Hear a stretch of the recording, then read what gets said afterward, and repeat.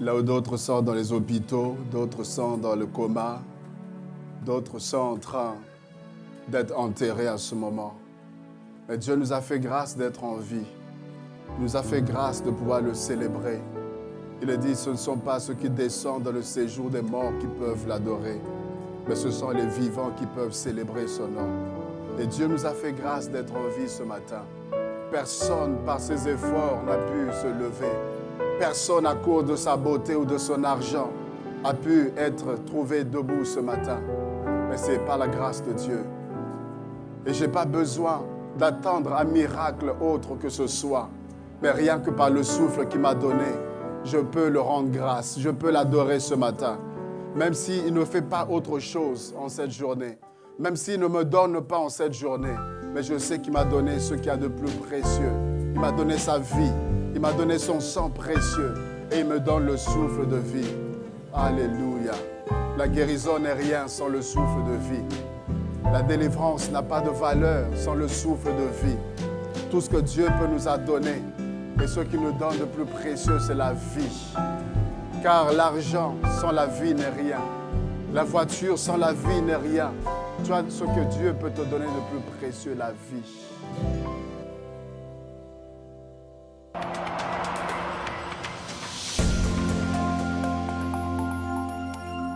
Partagez la parole de Dieu. Merci Seigneur pour ta grâce ce matin. Je veux vous parler d'un homme extraordinaire. Je veux vous parler d'une personne extraordinaire ce matin. Cette personne a changé ma vie. Cette personne a changé mon existence. Et pour rien, je regrette de l'avoir rencontré. Mettez 1 million devant moi et dites-moi de renoncer à Jésus et ces millions m'appartiennent. Je dirais, je préfère garder Jésus. Partez avec vos millions parce que Christ est plus que les millions. Les millions face à la maladie, les millions ne pourront pas apporter la guérison. Mais face au malade, je peux imposer ma main au nom de Jésus et il est guéri. Face à la mort, les millions ne pourront pas ramener à la vie. Mais le fait d'avoir Jésus de Nazareth, le mort peut ressusciter, revenir à la vie. Est-ce qu'on peut saluer sa présence ce matin? Merci Jésus. Le temps risque de nous faire défaut, mais on va essayer d'aller rapidement. Un homme extraordinaire. Un homme que la terre se souvient encore de son passage. Il y a eu des hommes sur cette terre. Mais la grande différence, c'est que ces hommes sont conjugués au passé. Mais Jésus est conjugué au présent. Donc c'est pourquoi il n'a pas dit « j'étais ». Aïe, aïe, aïe, je vais parler à une personne ce matin. Il n'a pas dit « j'étais », il a dit « je suis ». Il n'a pas dit « je serai ». Parce qu'autrement, il fallait attendre. Mais il dit « je suis ». J'aime dire c'est un présent éternel. C'est-à-dire, au temps de ces personnes, il est « je suis ». Mais à notre temps, il est « je suis ». Nous allons passer « il est toujours je suis ». C'est-à-dire, il est toujours d'actualité. Aussi longtemps qu'il est, la maladie ne peut être. Aussi longtemps qu'il est, le diable ne peut être. Aussi longtemps que Dieu est là, c'est lui qui doit régner. Et lui seul. Alléluia. J'aime souvent dire que les hommes ont marché sur la lune. Mais cela n'a rien apporté à ma vie. Cela n'a rien changé à mon existence. Ils ont marché sur la lune, c'est vrai. Mais le péché est toujours là. Le péché est toujours là. Ils ont marché sur la lune. Mais la condition des hommes n'a pas été changée. Mais le plus grand miracle, c'est Jésus marchant sur la terre. Non, tu ne m'as pas compris. L'homme a marché sur la lune, rien ne s'est produit. Mais Jésus marchant sur la terre, ça c'est le plus grand des miracles. Ça c'est le plus grand des exploits. Un Dieu glorieux, magnifique, qui quitte sa gloire pour venir sur la terre des hommes. Et quand il vient, la terre sait que c'est mon Créateur. La terre reconnaît que celui-là qui foule, c'est mon Créateur. Sa naissance, une naissance miraculeuse. Une naissance comme il n'en a point eu. Pasteur Douglas, le message que tu as prêché, quand tu m'as demandé de prêcher, Dieu m'a dit, tu vas continuer dans la même lancée. Tu parles de Jésus, tu parles de moi. Je me dis, mais Pasteur Douglas a déjà très bien prêché sur Jésus. Comment est-ce que je peux encore parler de Jésus? Le Seigneur m'a dit, parle de moi. Et tu verras que tu peux parler de moi encore autrement. Parce que je suis la sagesse infiniment variée de Dieu. C'est pourquoi Matthieu pouvait parler de Jésus, pas comme Jean. Jean pouvait parler de Jésus, pas comme Luc. Luc pouvait parler pas comme Marc, alors qu'il parlait de la même personne. Alléluia. Merci Jésus. Un homme, une naissance miraculeuse. Au point où un roi est troublé. Au point où tout le monde est paniqué. Alors que toi, quand tu es né, c'était normal. Mais lui, rien que sa naissance, il y a des choses qui se passent. Rien que sa venue sur la terre, il y a eu un mouvement. Il y a eu des choses qui se sont produites. Et on dit, où est le roi? Où est le roi? Pas le prince, mais où est le roi des Juifs qui vient de naître? Et on cherche à l'adorer. Des grands messieurs sont prêts à se prosterner devant un enfant. Des hommes sont prêts à faire des kilomètres pour aller voir cet enfant. Sa naissance miraculeuse. Et il va grandir en sagesse et en force, en puissance. Il parlait comme jamais personne ne pouvait parler. Très jeune, il pouvait te parler de la parole. Au point où des grands messieurs barbus qui ont été à l'école, qui se sont assis, qui ont étudié.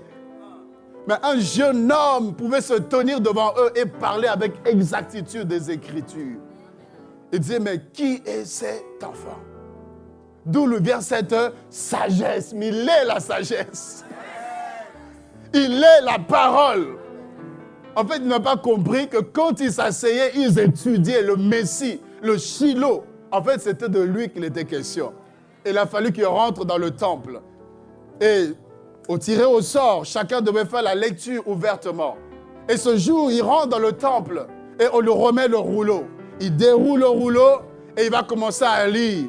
L'Esprit de l'Éternel est sur moi, car l'Éternel m'a oint pour annoncer une bonne nouvelle aux captifs, aux pauvres. Il dit pour annoncer une année de grâce. Il dit pour délivrer les captifs, pour donner le recouvrement de la vue aux aveugles. Voici une parole prophétique que Ésaïe avait annoncée dans Ésaïe 61. Et cette parole concernait le Messie. Cette parole concernait Jésus-Christ de Nazareth. En fait, Ésaïe a annoncé la mission du Christ qui était venu pour délivrer, qui était venu pour sauver et inaugurer une année de grâce de l'Éternel. Et quand il va lire cette parole, il leur dit aujourd'hui. Dis avec moi aujourd'hui. Il dit cette parole de l'Écriture s'est accomplie. La loi a parlé de lui, les prophètes ont parlé de lui.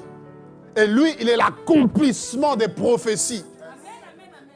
Quand il se présente, Ésaïe a parlé de moi. Me voici, je suis là. C'est-à-dire le temps de la grâce commence maintenant. Alléluia. Le temps de la grâce commence parce que la loi est venue par Moïse, mais la grâce et la vérité sont venues par Jésus-Christ de Nazareth. C'est pourquoi on pouvait présenter cette femme en flagrant délit d'adultère devant Jésus. Pour dire, Moïse nous a dit qu'elle devait être lapidée. Mais toi, qu'est-ce que tu nous dis? Ils ne savaient pas qu'ils étaient en face de celui qui va inaugurer la grâce. Il dit, Moïse a dit, c'est vrai, vous devez la lapider. Mais moi, je suis venu pour sauver et non pas pour condamner. Je suis venu avec la loi de l'Esprit qui sauve, qui libère et non pas qui condamne. Alors comment vais-je m'en sortir dans cette situation? Parce que si je dis ne faites pas Moïse, ils vont me lapider. Alléluia. Alors il leur dit, qui d'entre vous n'a jamais péché, lui lance le premier la pierre. Est-ce qu'il a refusé Moïse? Il n'a pas refusé Moïse. Est-ce qu'il a condamné cette femme? Non. Mais il leur met face à leur vie. Et ils se retrouvent là, chacun était affecté par le péché d'une façon ou d'une autre. Elle, c'était l'adultère, mais d'autres, c'était le mensonge. Elle, c'était l'adultère, d'autres, c'était la haine. D'autres, c'était la méchanceté, la jalousie. D'autres, c'était d'autres choses. Et ils se sont rendus compte que personne ne pouvait lever la main sur cette femme. Et Jésus dit, est-ce qu'ils t'ont condamné? Non. moi non plus je ne te condamne pas. Va et ne pêche plus. Oh, quelle grâce! La rencontre avec Moïse devait l'amener à la mort. Mais la rencontre avec Jésus a amené à la vie. Là où Moïse devait la faire lapider, mais Christ vient. Et non seulement qu'il la sauve, mais il lui donne la force de ne plus pécher. Car s'il te dit va et ne pêche plus, c'est parce qu'il sait que tu as la capacité de ne plus pécher. Autrement, il ne te demanderait pas de ne pas pécher si tu n'avais pas la force. Amen. Il a marché de gloire en gloire, de puissance en puissance. Les malades ne pouvaient pas rester malades devant lui. Au point où les apôtres étaient limités. Ils étaient confrontés parfois à certaines difficultés. Et ils venaient voir le maître. Seigneur, là-bas c'est compliqué. On a tout essayé, mais rien ne marche. En cas de délivrance, ils essayent, ça ne marche pas. Et lui vient, race d'incrédules, homme de peu de foi, sois guéri, pas guérison. Une situation compliquée, mais lui vient et facilement il va débloquer la situation. Et les disciples se disent, mais qui est cet homme? Seigneur, pourquoi nous n'avons pas réussi? C'est parce que tu n'es pas Dieu. C'est parce que tu n'es pas Dieu. Parce que si tu dois tout le temps réussir, tu penserais que tu es Dieu. Mais c'est quand tu échoues, c'est là que tu te remettras à Dieu. Quand tu échoues, c'est là que tu viendras voir Jésus pour dire, Seigneur, j'ai essayé, j'ai tout fait, mais ça ne marche pas. Seigneur, quelle est la situation qui peut rester intacte devant toi? Et Dieu dira, et tu comprendras que quand tu n'as plus d'issue de secours, il y a Jésus-Christ de Nazareth. Il a marché de gloire en gloire. Les aveugles étaient guéris. Les sourds pouvaient entendre. Les captifs étaient délivrés. Même les morts étaient ressuscités. Là où personne ne pouvait s'y attendre. Là où tout le monde pensait que c'était fini. Là où tout le monde était éclatant, sanglot, Jésus-Christ pouvait arriver et dit, Lazare sort. Facilement. Et le mort revenait à la vie. Un homme extraordinaire. Un homme qui pouvait parler et une parole de sa part changeait ton existence. La Bible nous parle de cette femme qui était possédée de 7 démons, Marie de Magdala. Mais elle est devenue une prédicatrice de feu. Elle est devenue une femme de feu parce qu'elle a croisé Jésus. Personne ne l'a croisé et resté la même personne, non. Tous ceux qui étaient en contact avec lui vivaient un changement.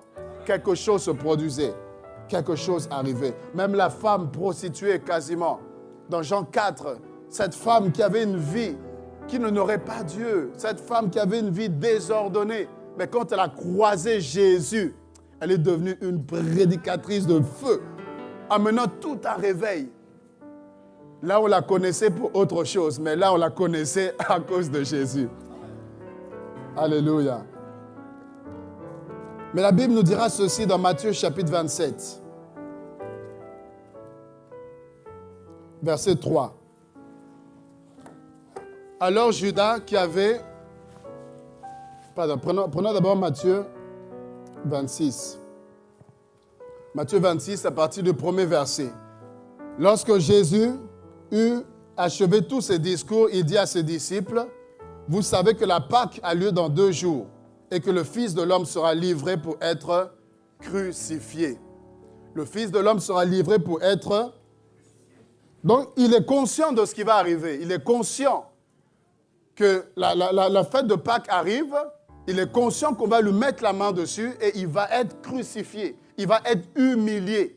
Il va souffrir. Il est conscient de cela. Vous imaginez, tu es là et tu es conscient que tu vas souffrir d'une mort atroce. Et il annonce ça calmement. Il leur dit même que l'heure vient où le Fils de l'homme sera glorifié. Il parle de sa mort comme étant un sujet de gloire. Parce qu'il savait qu'il n'y a pas la résurrection sans la mort. En fait, lui ne voyait pas la mort. Lui voyait la résurrection qui viendrait après la mort. Il ne voyait pas la croix, mais il voyait les œuvres qu'il allait accomplir à la croix. En fait, lui voyait comment le diable et les démons seraient dépouillés. Il voyait comment tout genou allait fléchir devant lui. Il voyait comment il allait récupérer les clés de la mort et du séjour des morts. Il dit, l'heure vient où je dois être glorifié. Parce qu'il n'y a pas de victoire sans combat. Il n'y a pas de prix sans bataille. Il n'y a pas de récompense sans, travail ou combat ou adversité, sans compétition. Non. Et on nous dit qu'il devait être crucifié. Et on dit au verset 3, les principaux sacrificateurs et les anciens du peuple se réunirent dans la cour du souverain sacrificateur Caïphe. Ils délibérèrent sur les moyens d'arrêter Jésus par ruse et de le faire mourir. Ils vont décider de faire mourir Jésus parce qu'il est dérangé tellement. Toute la foule le suivait. Qui ne connaissait pas Jésus? Qui ne savait pas qu'il y avait un roi, un homme extraordinaire qui s'appelait Jésus, qui pouvait multiplier le pain, le poisson et vous manger à volonté. Avant même que Flunch existe, lui, il a inauguré ça. Ils ont mangé à volonté, il en restait encore. Amen. Un homme extraordinaire. Tu es malade, il est là, il va te guérir. Même si tu as dépensé tout ton argent chez les médecins, ta situation semble pire. Mais quand tu viens chez Jésus, sans rendez-vous, sans consultation, il est là disponible et il te guérit. Gratuitement en plus. Tu fais des économies. Donc tout le monde savait que Jésus était là, il est la solution. Tout problème amenait les gens à aller voir Jésus. Vous vous souvenez même, Jésus a disparu un peu. Ils ont pris la barque, ils traversent, ils arrivent de l'autre côté, ils cherchent Jésus. Il dit en réalité, vous me cherchez parce que vous avez mangé et bu. Donc il voulait encore. Amen. Et regardez, ils ont voulu l'arrêter parce qu'il dérangeait. Il soulevait le peuple, il entraînait toute la foule avec lui. Et le pouvoir en place était dérangé. Alors ils se sont dit, le seul moyen de ne plus entendre parler de Jésus, c'est de le tuer. Amen. Mais s'ils savaient qu'on ne peut pas tuer la vie, si seulement ils pouvaient comprendre que la résurrection est la vie, si tu le tues, en fait, c'est pour qu'il ressuscite. Mais attention, quand il ressuscite, là, il ne ressuscite pas seul. Amen. Donc parfois, il vaut mieux ne même pas le tuer. Parce que tu le tues seul, mais quand il ressuscite, c'est avec des dégâts. Il y a des dégâts. Demandez à Satan, il va vous dire. Alléluia. Et on nous dit, alors, verset 14, l'un des 12, appelé Judas Iscariote, alla vers les principaux sacrificateurs. Vous voyez, ils veulent tuer Jésus et on nous dit Judas qui était avec Jésus, Judas qui a mangé avec Jésus, Judas qui a exercé le ministère, qui a été choisi par Jésus, ben, il va vers ces personnes pour dire qu'est-ce que vous allez me donner et je vous le livrerai. Ils ont dit on te donnera 30 pièces d'argent. Il a dit marché conclu. Je vous livrerai Jésus et vous me donnerez 30 pièces d'argent. Je vais parler à une personne ce matin. Judas marchait avec Jésus. Judas a vu des miracles, il a vu des guérisons, il a vu ses délivrances. Judas était proche de Jésus. Mais Judas était prêt à livrer Jésus pour de l'argent. Rassure-toi que tu ne sois pas Judas. Rassure-toi que face à l'argent, tu ne trahiras pas ton maître. Peut-être que là, tu es là parce que tu n'as pas encore l'argent. Peut-être que tu es là parce que tu n'as pas encore l'argent. Mais le jour où l'argent se présentera à toi et qu'il faudra faire le choix, soit Jésus ou soit l'argent, quel est le choix que tu feras? Est-ce que tu prendras l'argent? Tu diras, bon Seigneur, tu comprends? Tu sais, Pasteur Douglas, en ce moment, tu comprends? Je suis un peu occupé, je suis busy. Tu vois, alors que tu étais là, hein? Tu venais prier, tu jeûnais. Mais là, maintenant que tu as l'argent, Jésus, bon, écoute, quand j'ai un peu le temps, je passerai, je viendrai. Si tu es là, Judas, je vais te dire que les 30 pièces d'argent ne te conduiront nulle part. Des personnes qui peuvent trahir Jésus à cause des plaisirs de ce monde. Des personnes qui ont goûté à la grâce de Dieu, qui ont marché avec Jésus, qui ont prêché Jésus et qui peuvent le renoncer facilement. le monde ne nous donnera rien. Le monde ne nous apportera rien. Nous devons rester attachés à Jésus. Rester accrochés à Jésus. Judas va trahir son maître. Celui-là qui était là pour eux. Celui-là qui a tout fait, qui a manifesté l'amour. Mais Judas se décide d'aller trahir Jésus. Et regardez de quelle manière. Il dit, celui-là à qui je donnerai le baiser, c'est celui-là qui est Jésus. Amen. Ça, c'est grave. Tu me trahis et en plus, tu viens me donner un baiser encore. Quelle hypocrisie. Tu veux me trahir? Trahis-moi. Mais ne viens pas encore faire semblant. Oh, Jésus, comment tu vas, Jésus? Mouah. Frère, nous avons des frères Judas, des sœurs Judates, qui te fait la bise, mais avec un coup de couteau derrière. Pah, il te poignarde. Derrière le bisou, il y a un coup de couteau derrière. Qui manifeste l'amour. Oh, tu dis, mais quel frère, quelle sœur. Non, vraiment, déborde d'amour. Mais si tu savais. Il suffit de sortir ce mot ici, il va te critiquer, te descendre dans tous les sens. Mais devant toi, quel amour, quelle bonté. Oh, mon frère, ma sœur. Oh, oh, oh. Ça, c'est le Judas. L'hypocrisie. Devant Jésus, un baiser. Mais derrière, il a déjà ses pièces d'argent qu'il a en poche. Il a déjà trahi Jésus. Mais devant là, oh, Jésus, Jésus, Jésus.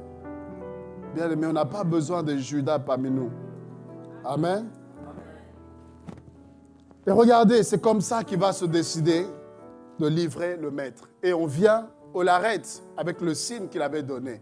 Et Christ sera arrêté, il va passer devant les anciens, il va passer devant les sacrificateurs, il va passer devant les tribunaux, il va passer devant Pilate, et on va le juger, on va le traîner ici et là. Mais la Bible dit, il était comme une brebis muette devant ceux qui l'attendent. Parce qu'il savait qu'il devait partir à la croix. Et voilà qu'il va être crucifié. Il va être mis au rang des malfaiteurs. Il va être placé à côté des voleurs, à côté des brigands, à côté des malfrats. Et on va le mettre là, ensemble, alors qu'il n'est pas comparable. Mais laissez-moi vous dire une chose. Dans Matthieu chapitre 27,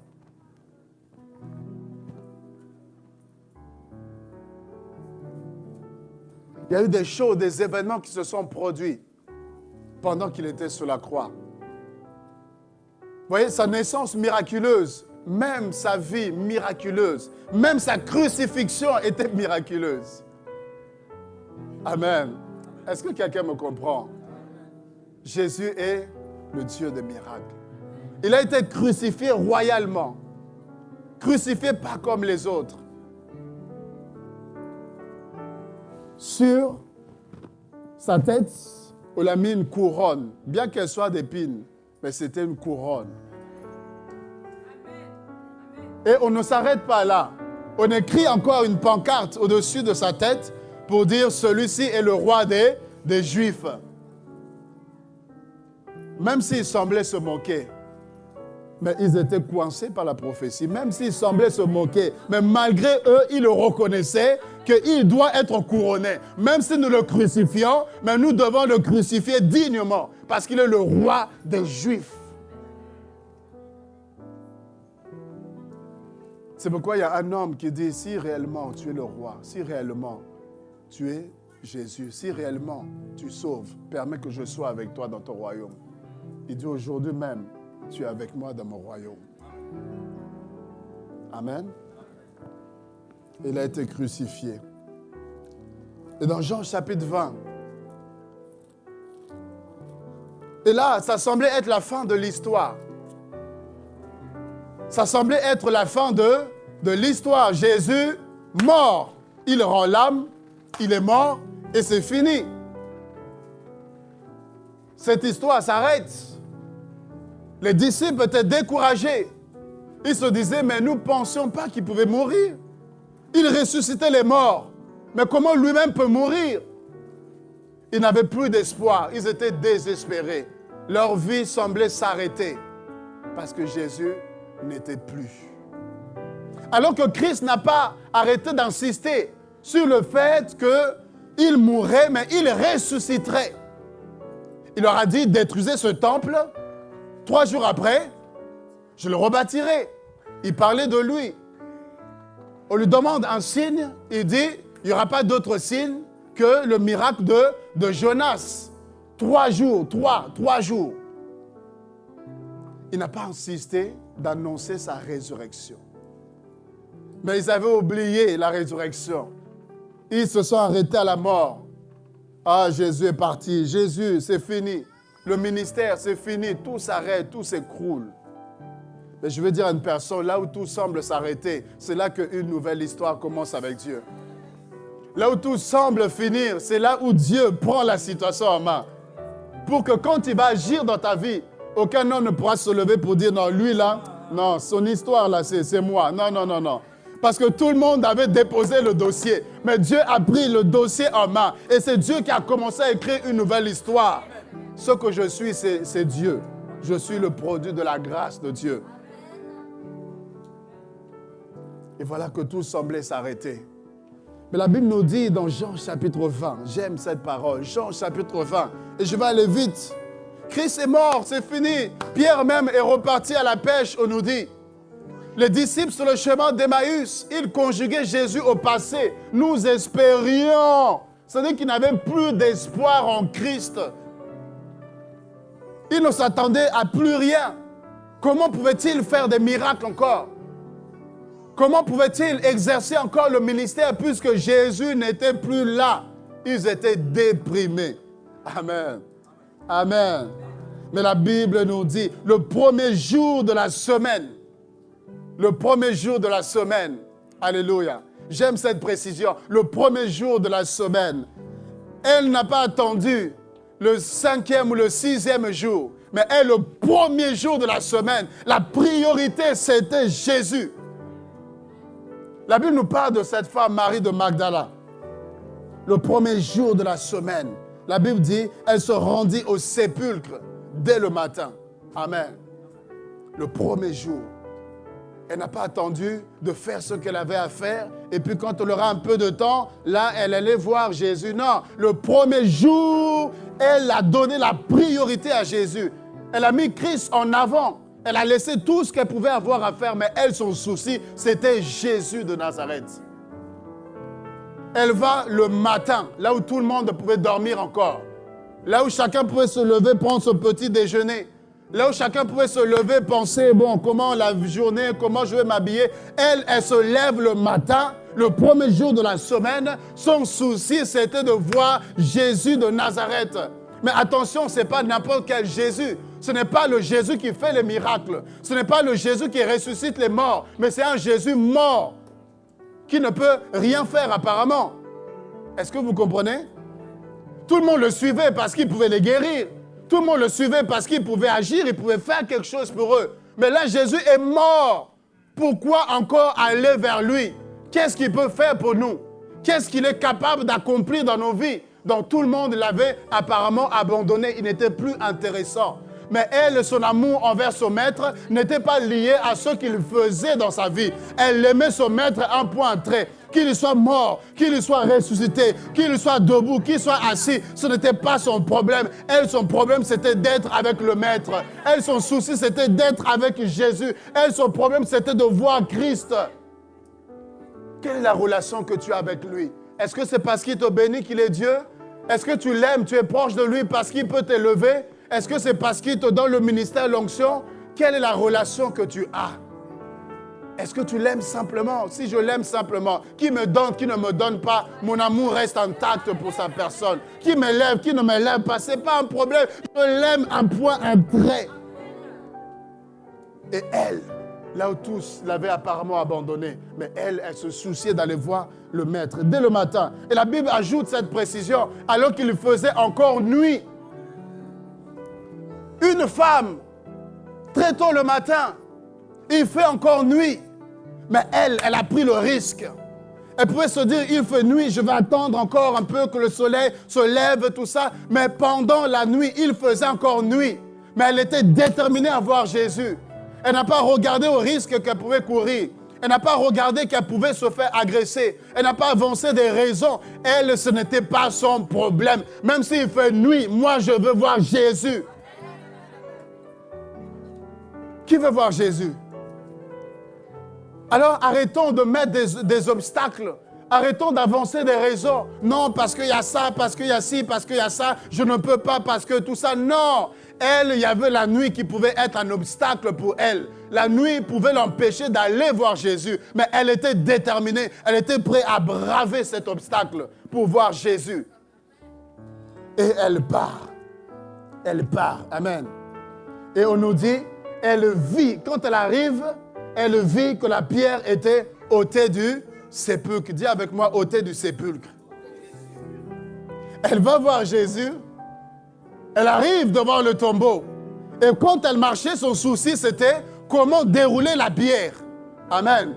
Puisqu'il y avait une pierre qui était positionnée devant le tombeau pour empêcher que les gens entrent ou que si Jésus ressuscitait, qu'il ne puisse sortir, qu'il soit coincé dedans. Mais il ne savait pas que tu ne peux pas frayer la porte à celui qui est le chemin et la porte en même temps. Ben, il n'a pas besoin de votre porte, il est lui-même la porte. Il n'a pas besoin que vous l'indiquiez un chemin, il est lui-même le chemin.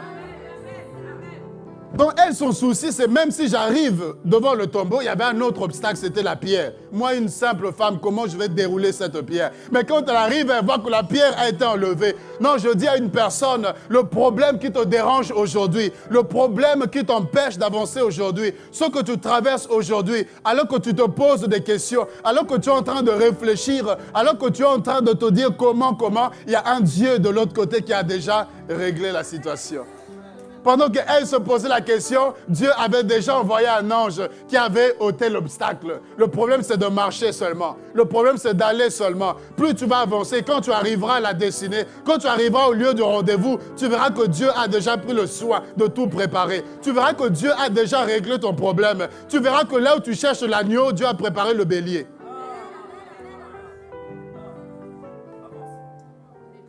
Le problème, c'est d'avancer simplement. Jésus, je veux te voir. J'avance. Problème de facture, j'avance. Problème de célibat, j'avance. Problème de je ne sais pas quoi, j'avance. Et quand j'arriverai au lieu du rendez-vous, je verrai que voici cette fois-ci, os de mes os, chair de ma chair. Adam dormait, quand il s'est réveillé, Dieu avait pourvu. Là, je parle à quelqu'un. Le problème, c'est d'avancer seulement avec Jésus, c'est d'avancer avec lui. Quand tu arriveras, tu verras qu'il a pris soin de toi parce qu'il s'appelle Jéhovah Jireh. La pierre est ôtée. Elle vient voir Jésus. Oh là là, le temps, s'il vous plaît, 5 minutes, ça va? Elle va voir Jésus. Écoutez bien, elle va voir Jésus. Mais elle arrive, elle a vu quoi? Elle a vu la pierre. La pierre ôtée. Et qu'est-ce qu'elle fait? Elle va vers les autres pour leur dire... Non, j'ai un problème avec Marie ici. Tu es parti voir Jésus, est-ce que tu l'as vu? Il y a des chrétiens Marie comme ça.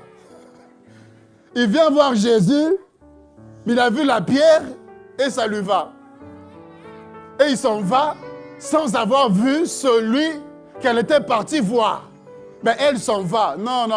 Il faut être déterminé. Moi, c'est Jésus que je suis venu voir. Même si la pierre est ôtée, mais je ne peux pas m'arrêter à la pierre qui est ôtée. Je dois aller plus loin, entrer jusqu'à le voir. Mais elle n'a pas vu. Il y a des gens, ils ont reçu l'onction seulement et ils se sont arrêtés là. Ils n'ont pas vu Jésus, ils ont reçu l'onction, mais ils se sont arrêtés. Ils ont reçu le miracle, ils se sont détournés pour partir, alors qu'ils n'ont pas vu Jésus. Tu ne m'as pas compris. Elle voit la pierre ôtée, mais n'a pas vu Jésus. Et elle retourne. Elle retourne pour dire quoi? Ils ont enlevé mon... Ah Marie, si tu n'as rien à dire, il ne faut pas parler. Il ne faut pas parler. On ne parle pas de Jésus comme ça. Si tu n'as pas vu, il ne faut pas parler. Elle dit, ils ont enlevé mon... maître, et nous ne savons pas où ils l'ont mis. Mais est-ce que tu l'as vu pour savoir s'ils l'ont enlevé ou pas? Il y a des gens qui parlent de Jésus, ils n'ont jamais vu. Ils connaissent seulement un verset, et puis ils se viennent là et commencent à parler de Jésus, et tu ne l'as pas vu. Pourquoi est-ce que tu dis qu'on l'a enlevé? Qui l'a enlevé? Il a dit qu'il ressusciterait. Ils l'ont enlevé, en plus on ne sait pas où ils ont... on l'a mis. Nous, on veut le voir, toi, tu ne sais pas où on l'a mis. Non, présente-nous Jésus. Parle-nous d'un Jésus que tu as vu, tu as rencontré. Ne viens pas nous dire, on ne sait pas où on l'a mis. Non, une fausse information, une fausse prédication, sans la révélation. Non, Pierre, ils ont dit, non, arrête-nous ces histoires. Ils ont enlevé Jésus. Non, allons voir nous-mêmes, allons vérifier. Pierre et Jean et les disciples, ils courent. Ils courent pour arriver devant le tombeau de Jésus. Amen. La Bible dit, Jean, puisqu'il était plus jeune, Jean est arrivé le plus vite, parce qu'il était plus, Pierre était un peu vieux, vous savez, le temps d'arriver. Donc Jean arrive le premier. Amen. Donc, il y a des gens qui sont zélés. Ils sont tellement zélés, ils sont chauds, tu as l'impression qu'ils vont changer le monde. Tu as l'impression qu'ils vont révolutionner tout le monde. Tu as l'impression que toi, tu n'as pas la foi, toi, tu n'as pas le feu. Eux, là, ils ont trop le feu, ils sont trop zélés. Mais le problème, c'est quoi? Ils courent pour voir Jésus, mais ils arrivent devant et ils s'arrêtent. Ils arrivent et ils s'arrêtent. Mais la Bible dit que c'est Pierre, le vieux qui marchait tranquillement. Lentement, mais sûrement. La vie chrétienne, ce n'est pas un sprint. Ce n'est pas un sprint, mais c'est un marathon. Aussi longtemps que Jésus n'est pas arrivé, je dois continuer la course. Aussi longtemps que l'enlèvement n'a pas lieu, je dois continuer la course. Même si c'est un rythme de croisière, mais l'essentiel, c'est de continuer la course. Ce n'est pas de courir vite et puis de s'essouffler. Vous savez, moi, quand je priais, quand je prêchais, mais Jésus n'est pas revenu, tu n'es pas encore au ciel, tu dois continuer ta marche, tu dois continuer ta route. Pierre allait doucement, mais sûrement. C'est pourquoi ne te moque pas de celui qui semble ne pas avancer. Ne te moque pas de celui qui semble ne pas aller de l'avant. Parce qu'on peut partir sur la même ligne, mais à un moment donné, il y a Usain Bolt qui va se démarquer. Il y a un moment donné, il y a une différence qui va se faire, alors que nous étions partis tous au même moment. Et bien aimés frères et sœurs, la Bible dit Pierre arrive tout doucement. Mais c'est Pierre qui est entré le premier. Les premiers seront et les derniers seront Jean arrive le premier, mais c'est Pierre qui est entré en premier dans le tombeau. Pierre s'est dit, j'ai renié le maître, je l'ai renié. Là, comment est-ce qu'il va agir avec moi? Si il me reprend devant tous là, les petits là, tout ça, non, il dit, il faut que je rentre le premier. Comme ça, on arrange ça entre nous, Jésus, entre nous. Et après les autres, ils peuvent venir, tout est réglé. C'est bon. Pierre entre le premier. Au verset 5. S'étant baissé, il vit les bandes étaient à terre. Cependant, il n'entre pas. Simon-Pierre le suivait, arriva et entra dans le sépulcre. Il vit les bandes qui étaient à terre et le linge qu'on avait mis sur la tête de Jésus, non pas avec les bandes, mais plié dans un lieu à part. Alors l'autre disciple qui était arrivé le premier au sépulcre entra aussi, il vit et il crut. Comme il ne comprenait pas encore que selon l'Écriture, Jésus devait ressusciter des morts, et les disciples s'en retournèrent chez eux. Alléluia. Eux, ils ont vu les bandes, les vêtements, les linges pliés soigneusement. Et ils sont repartis en ayant vu seulement les vêtements. Mais jusque-là, personne n'a encore vu Jésus. Alléluia. Jusque-là, personne n'a encore vu Jésus. Bien que Pierre soit rentré, mais lui aussi a vu les vêtements et puis se dit, bon, c'est bon. Qu'est-ce que tu viens chercher, bien-aimé? Quand tu te déplaces chez toi, tu viens chercher quoi? Entendre une belle voix là-bas, entendre... Non, nous voulons voir Jésus. Ils ont vu les vêtements, mais jusque-là, personne n'a vu encore Jésus. Mais la Bible dit ceci. Cependant, Marie se tenait dehors. Oh, j'aime cette parole. Marie était dehors. Elle pleurait. Elle se baissa pour regarder dans le sépulcre. Elle vit deux anges vêtus de blanc, assis à la place où avait été couché le corps de Jésus, l'un à la tête et l'autre aux pieds. Ils lui dirent, femme, pourquoi pleures-tu? Elle répondit, parce qu'ils ont enlevé mon Seigneur. Et je ne sais pas où ils l'ont mis. Elle cherche Jésus, elle est là où Jésus est, mais elle n'a pas la révélation de Jésus.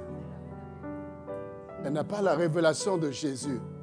Elle a des informations qui sont fausses sur la personne de Jésus. Ils l'ont enlevée et je ne sais pas où on l'a mis, alors qu'elle est là où Jésus est censé être. Tu peux être là où Jésus est censé être, mais tu n'as pas la révélation de ce Jésus. Tu peux te lever chaque jour, matin, midi, soir, tu viens, mais tu n'as pas la révélation de ce Jésus. C'est pourquoi tu peux facilement être distrait. C'est pourquoi quand le diable cherche des agents, il peut t'utiliser pour distraire les gens, distraire les personnes, parce que tu n'as pas la révélation. Mais celui qui a la révélation de Jésus, il sait pourquoi il vient. Je sais que je viens pour faire l'œuvre de Dieu. Donc je ne dois pas détruire en critiquant, en murmurant. Non, je suis là pour construire. Je suis là pour que Christ soit formé dans les cœurs des gens. Je suis là pour que le royaume de Dieu avance. Et même s'il y a des problèmes, je dois prier que Dieu étende sa main. Même s'il y a des situations, je ne sais pas, mais je dois prier que Dieu agisse. Et la Bible nous dira ceci, le verset 14. En disant cela, elle se retourna et elle vit Jésus debout. Elle vit Jésus debout, alors qu'ils sont venus voir Jésus. Mais jusque-là, elle est la seule personne qui a vu finalement Jésus. Et Jésus n'a pas couché. Ils sont venus voir à mort. Mais là, Jésus était debout. La parole, la prophétie s'était accomplie. Jésus était ressuscité. Et il se tient debout. Elle se retourne, elle le voit. Mais regardez sa réaction. Alléluia. Mais elle ne savait pas que c'était Jésus. Jésus se lève, se présente à elle. Mais elle ne sait pas que c'est Jésus. Nous sommes censés être l'épouse. Mais quand l'épouse se présente, est-ce que nous reconnaissons notre époux? Est-ce que l'Église reconnaît l'époux? Nous voulons voir Jésus, nous voulons voir Jésus. Mais quand Jésus se présente à nous, est-ce que nous pouvons le reconnaître? Pour reconnaître, il faut connaître. Pour reconnaître, il faut le connaître. Plus tu le connaîtras, plus tu le reconnaîtras. Si tu ne me connais pas, je peux être là. Tu me reconnaîtras parce que tu ne me connais pas. Mais plus tu me connais, même de dos, tu pourras me reconnaître. Et Jésus doit se présenter, il veut se présenter. Mais le problème, c'est est-ce que nous le connaissons? Est-ce que nous pouvons le reconnaître? Est-ce que nous avons la révélation de sa personne? Et la Bible nous dit, pour terminer, Jésus lui dit, femme, pourquoi pleures-tu? Qui cherches-tu? Qui cherches-tu? Elle pensait que c'était le jardinier. Jésus se révèle, Jésus parle. Mais l'information qu'elle a, c'est le jardinier. Le jardinier. Jardinier, où est-ce que vous l'avez mis? Jésus est devenu jardinier pour toi? Le ressuscité, celui qui vient de vaincre la mort. Toi, la révélation que tu as de lui, c'est le jardinier. Toi, tu le vois comme le jardinier. Continue à le voir comme jardinier. Il ne fera rien pour toi. Amen. Non, Dieu agit en fonction de la révélation que tu as de lui.